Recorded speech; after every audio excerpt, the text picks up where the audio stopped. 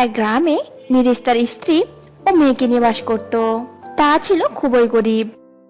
নীরেশ জঙ্গলে কাঠ কেটে বাজারে বিক্রি করে কোনো রকমের সংসার চালাতো। কোনোদিন তাদের না খেয়ে থাকতে হতো। একদিন রাতে তারা মুড়ি খেয়ে শুয়ে পড়ে। মাঝরাতে হঠাৎ তার মেয়ের ঘুম ভেঙে যায়, আর সে বলতে থাকে, 1 2 3 4 5 6 7 8 9 10। এই রাধিকা, ঘুমানো বাদে কি সব আজে বাজে বকছিস? চুপ করে ঘুমিয়ে পড়তো। কি বলছো কি তুমি? মেয়েটির ক্ষুধা লেগেছে, তাই হয়তো ঘুম আসছে না, তাই ওসব বলছে। তাদের ভালো কোনো ঘর বাড়ি ছিল না। ঘরে একটা ছাউনির নিচে তারা থাকতো। ছাউনির উপরটায় ফুটো ছিল। ছাউনি দিয়ে আকাশ দেখা যেত। সেই ছাউনিতে 10-10টি ফুটো ছিল। তাই রাধিকা তারা ভেবে সেগুলো গুনতে থাকে। বাবা, আমার বন্ধু একটা ধাঁধা বলেছিল, এক থালা সুপারি গুনতে পারে কোন ব্যাপারী, কিন্তু আমি বলতে পারিনি। সেটা নাকি আকাশের তারা। ও বলেছিল আকাশের তারা নাকি কখনো গুনে শেষ করা যায় না, কিন্তু আমি তো আকাশের তারা গুনতে পেলাম। তবে কি ও আমাকে ভুল বলেছিল বাবা? তখন নীরেশ রাধিকাকে নিয়ে বাইরে আসে আর বলতে থাকে, ওই দেখ মা, আকাশে ওগুলোকে তারা বলে। অনেক তারা, এগুলোকে গুণে শেষ করা যায় না। তোর বন্ধু ঠিক বলেছিল। তারপর তারা কিছুক্ষণ কথা বলে আবার শুয়ে পড়ে।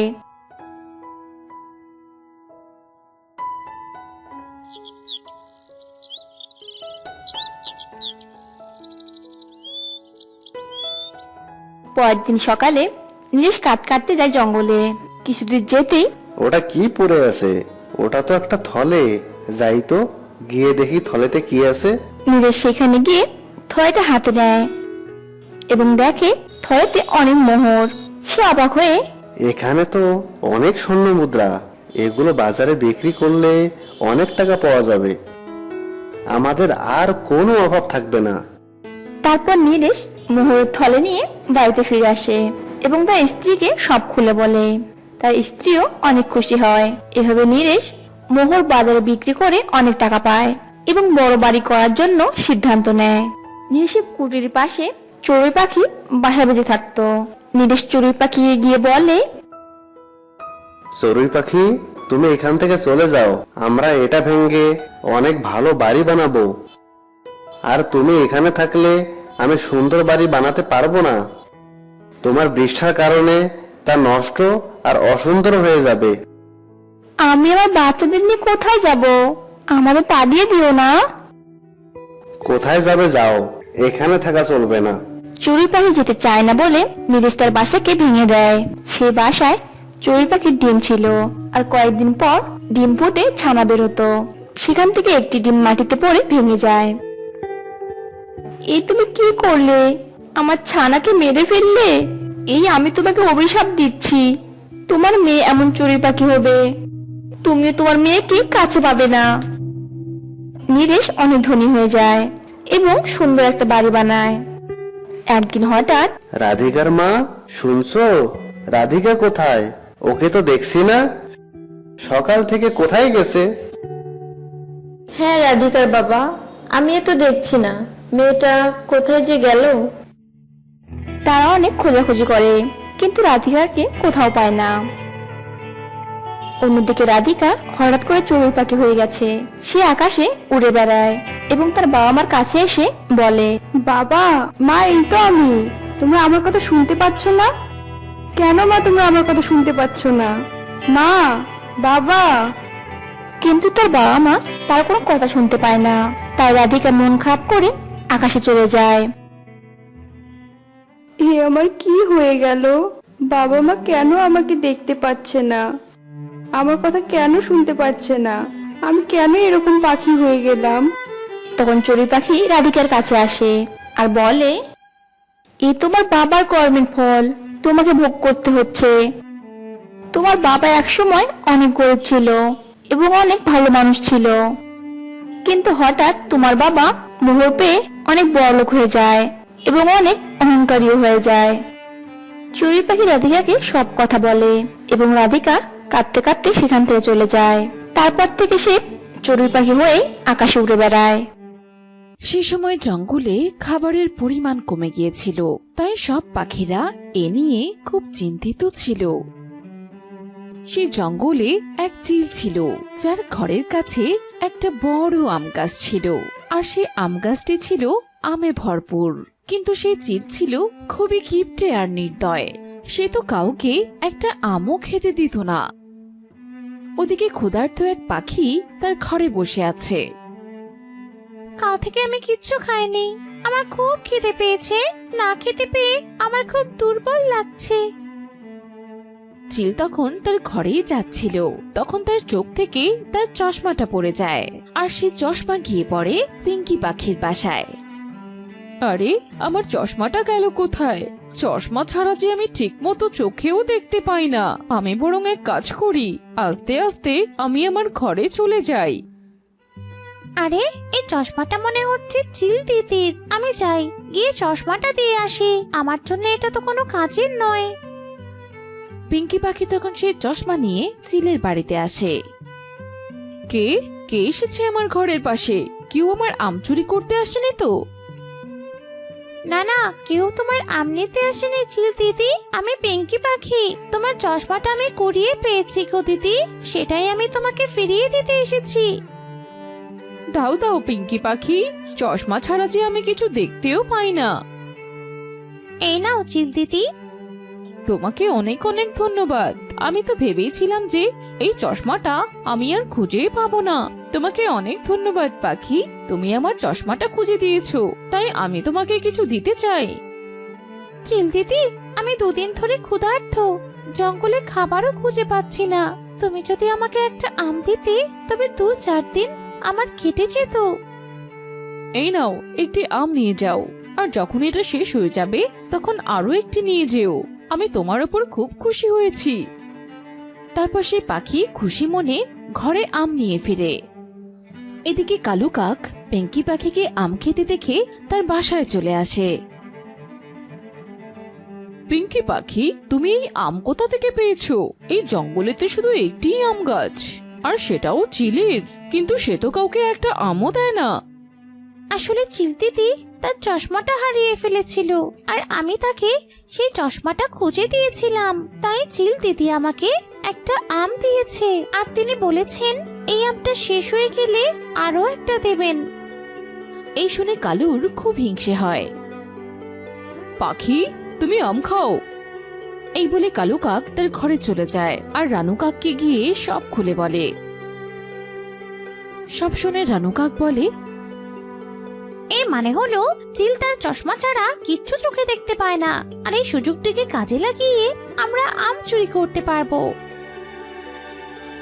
আরে, আমি জানতাম আমার স্ত্রী খাবারের কোনো না কোনো ব্যবস্থা নিশ্চয়ই করে দেবে। পরদিন সেই কাকেরা ঠিক তাই করে যা তারা প্ল্যান করেছিল। তারা চিলের বাসার কাছে এসে লুকিয়ে পড়ে। অনেকদিন হয়েছে আমি আমার বোনকে দেখি না, কিন্তু আম গাছ ছেড়ে তো যেতেও পারবো না, নতুবা সব পাখিরা আমার গাছের আম খেয়ে ফেলবে। তাই আমি বরং আমার বোনকেই খবর পাঠাই, যেন সে এসে আমার সাথে দেখা করে যায়।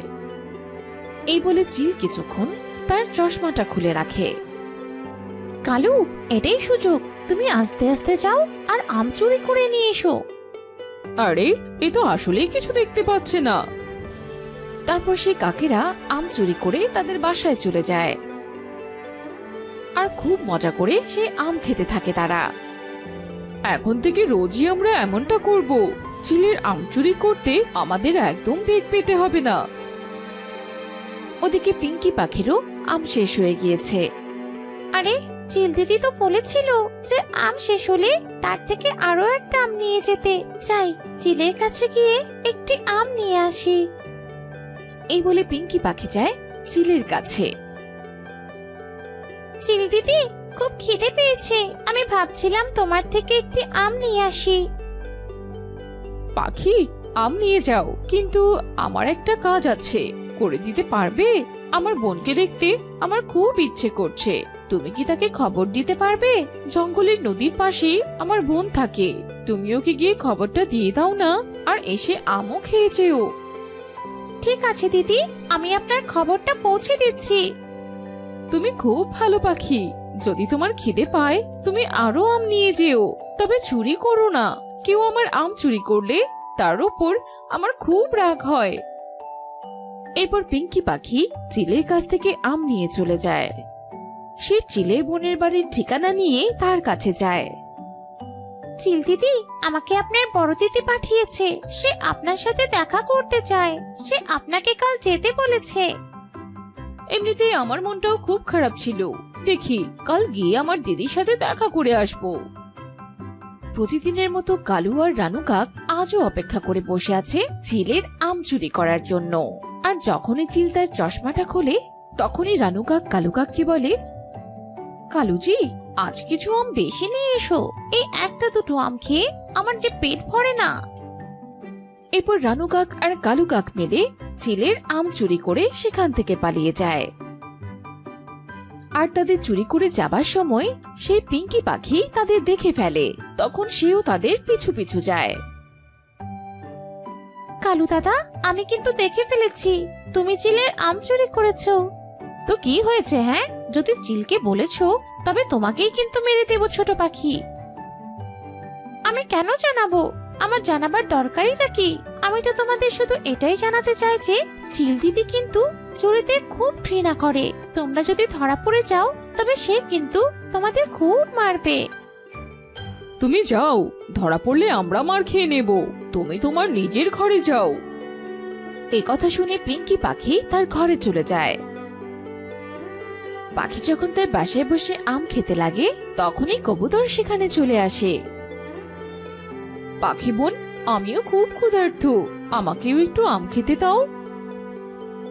নাও নাও কবুতর দাদা, তুমিও খাও। কবুতর দাদা, আজ আমি দেখেছি কাকেরা চিলের আম চুরি করেছে।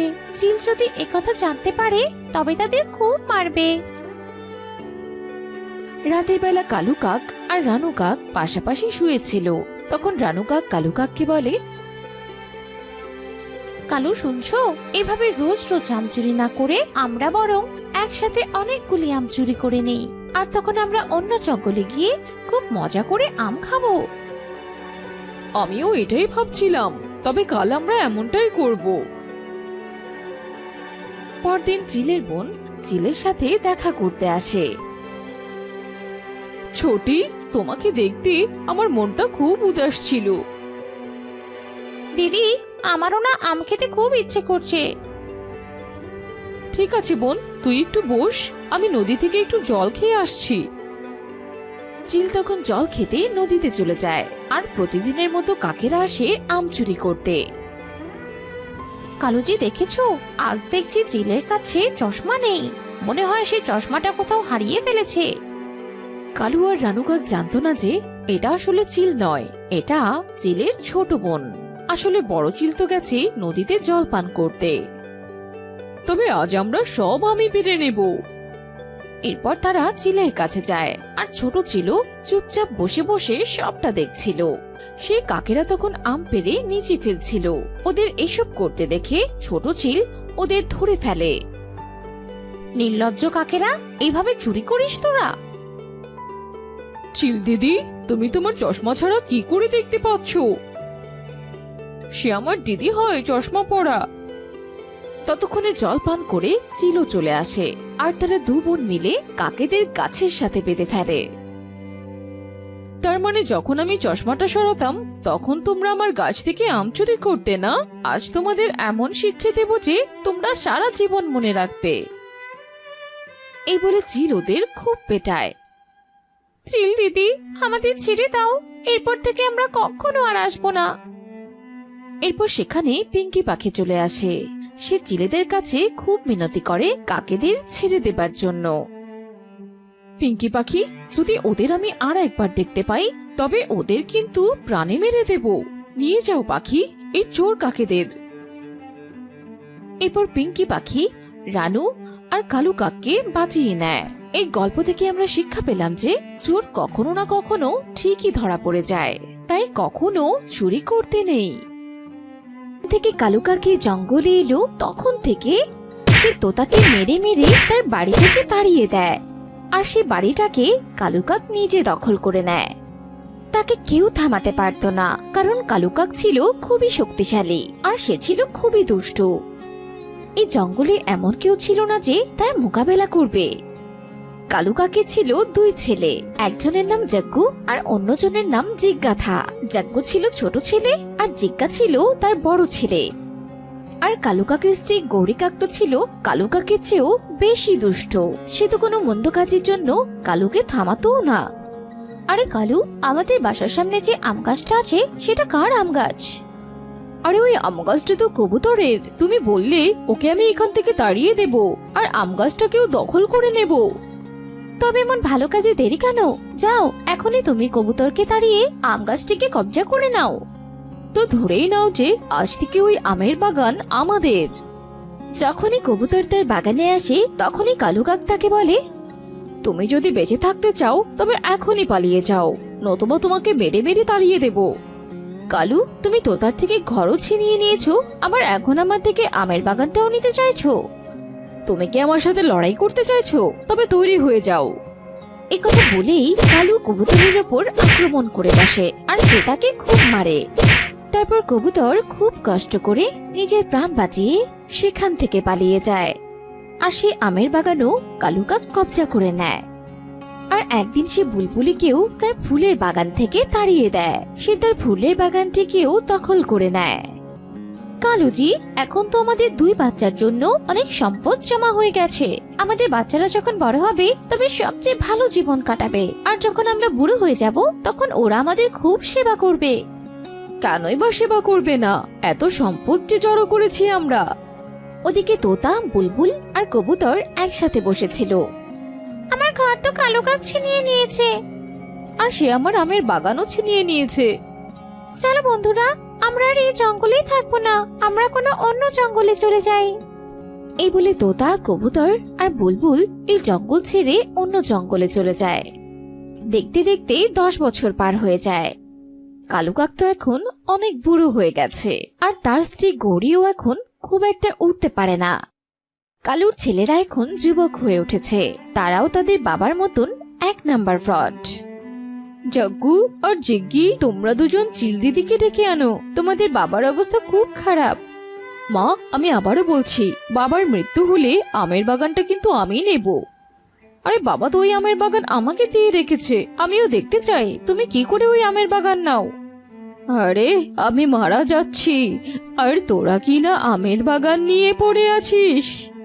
নির্লজ্জ কোথাকার, যাও গিয়ে চিলকে ডেকে আনো। এরপর জাগ্গু কাক চলে যায় চিল ডক্টরকে ডেকে আনতে।